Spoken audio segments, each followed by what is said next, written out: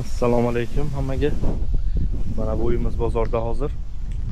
Philadelphia 19116-zip kodda joylashgan. Bunaqa Twinda. Twin bu tomonida ham narigi tomonda ham qo'shnisi bo'ladi. Shunaqa uylarga kiradi bu. Mana shunaqa oldi qismi, bitta garaj bor. Ham oldindan eshigi bor bu yoqda, ham glavniy tomoni yonboshdan hisoblanadi bu yoqda. Mana shunaqa daraxtli chiroyli mahallada joylashgan bu yoqda. Mana glavniy vxodi, o'z orqasini ham ko'rsataman sizlarga. Mana o'rtada devor, bir tomoni shu uyga kiradi. Mana shunaqa private, hech kimga xalaqit qilmaydigan, hech kim sizga xalaqit qilmaydigan hovlichasi bor. Mana bolaga har xil ekinlarni, gullarni eksa bo'ladi. Mana grill, barbekü qiladigan rayon joyi ham bor. Mana shunaqa uy, naviyasi bilan bemalol yomg'irli kunlarda ham o'tirib ko'kala choy ichib o'tiradigan joy bor. Biz ichkarisiga kiramiz, hammasini aytib beraman, tushuntirib beraman. Qani ketdik, ko'ramiz ichlarni. Mana kirishda ikkiga bo'linadi, ham tepaga ham pastga chiqadigan lestnitsasi bor. Ketdik. Tepadan boshlaymiz. Mana zal. Svetlarni ham yoqamiz hozir. Shunday. Mana zal bor. Bu yerda kuxnya, gazli plita. Xo'sh. Boya aytganimdek, bu yoqda bizlarda katta zal. Mana davom etadi bu yoqda.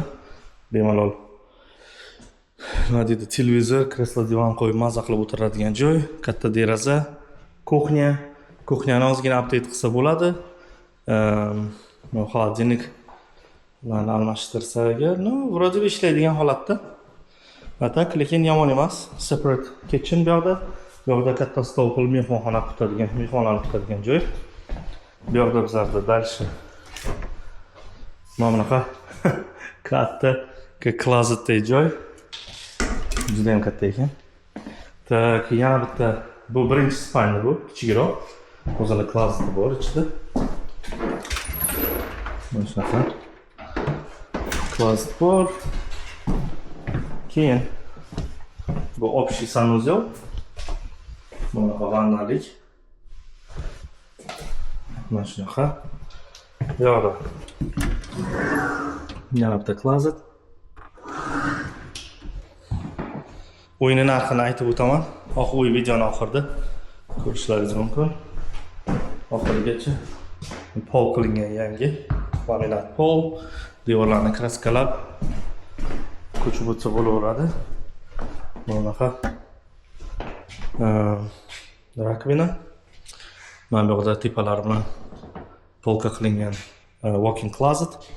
Ozgina o'zgartirsa bo'ladi, kirishga udobno bo'ladigan.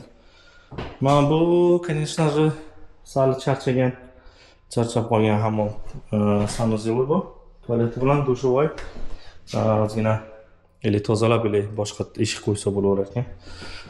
Narxi shunga qarab. Uyning narxi shunga yarasha. Bu uyga ozgina mehr kerak bo'ladi, конечно же. Tak, dальше pastga tushamiz. Xullas, tepada ikkita spalnya, ikkita sanuzel bor. Bittasi primary bedroom, glavniy hammom, glavniy spalyaning ichida. Okay, pastga tushgandan mana o'tiradigan joy bu yoqda. Bitta closet, storage, to есть ikkita storage. Bu yoqda water heater bilan konditsioner sistema. Ikkalasini ham yangilash kerak deb o'ylayman. Hozircha hammasi ishlaydigan holatda. Zarur hozir almashtirish kerak emas. Mana bu как podvalni klozetiga o'xshagan joy. Bemalol narsa-qaroqlarni qo'ysa bo'laveradi. Endi o'zbeklarda nima ko'p, narsa-qaroq. Shuning uchun zarar qilmaydi. Mana bu yerda yana bitta joyimiz bor. Bu sump pump. Bu sump pump degani, agar Yana e'tibor beringlar, uyni podvali polni girdi French drain qilingan. French drain bu agar suv keladigan bo'lsa tashqaridan mana shu ariqchada kelib, mana shu sam pompa ichiga kirib, suv chiqib ketadigan joy. Mana bu yerda pompa bor, pastda. Mana bu yerda hamma kelgan suvni chiqarib yuboradi agar keladigan bo'lsa. Bu shunaqa ekstra safety uchun qilingan narsa. Mana bu tashqaridan kiradigan eshik bor edi-yu, mana shu eshikdan kiradigan joy. Mana bunaqa laundry xonasi bor bu yerda. Closet storage qilingan joy bu. Bemalol tashqariga chiqsa bo'ladi. Va garaj. Mana bunaqa garaj. Mana shunaqa garaj bor. Agar tepada ikkita spalni bo'lgani uchun bu garajni eshigini olib tashlab yoki devor qilib spalni qiladigan bo'lsangiz, bu yoqni ham bitta oilaviy o'tiradigan joy qilib, bu yoqni eshigini yopib tashlaydigan bo'lsangiz yoki deraza qo'yadigan bo'lsangiz, mana blanderni ham ko'chirsa bo'ladi bu yoqdan. Tepada bitta xona bor edi, agar eslaringizda bo'lsa. Tepada xona bor edi, bitta zal yonida katta klozetga o'xshagan. O'sha yerga ko'chirsa bo'ladi. Washer dryerni bu yoqqa bitta spalni qilsa ham bo'laveradi. O'shandagina bu ikkalasini ham spalni qilsa bo'ladi. Buni детский qilsa bo'ladi, uni главный spalni qilsa bo'ladi. Bitta oila uchun bemalol maza qilib yashaydigan joy bo'ladi. Bu yoqda konditsioner bilan water heater, suv isitgich, kotel, bu yoqda extra storage. Mana bu yoqda bizlarda yarimtali rakvina bilan unitaz joy, bu powder room hisoblanadi. Powder roomni ham mana bu devor olib tashlab, shu yoqdan bitta shower qo'ysa bo'ladi.